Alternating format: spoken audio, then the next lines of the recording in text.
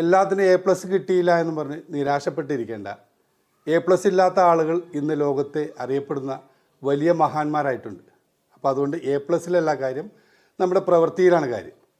എവിടെ പഠിക്കണം, എന്ത് പഠിക്കണം, എങ്ങനെ പഠിക്കണം, ആശങ്ക ഉണ്ടാകും.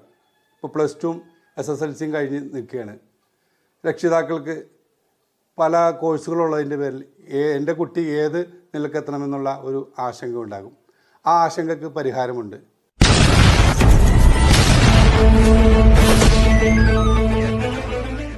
പത്താം ക്ലാസ്സിൻ്റെ ഫലം വന്നു കഴിഞ്ഞു. 21-ാം തീയതി +2വിൻ്റെ ഫലം വരും. വിദ്യാർത്ഥികളും രക്ഷകർത്താക്കളും ആശങ്കയിലാണ്. വിദ്യാഭ്യാസ രംഗത്ത് അനുദിനം വന്നുകൊണ്ടിരിക്കുന്ന സമൂലമായ മാറ്റം, അതിനോടൊപ്പം എങ്ങനെ മുന്നേറാനാകും എന്നുള്ള ആശങ്കയിലാണ്.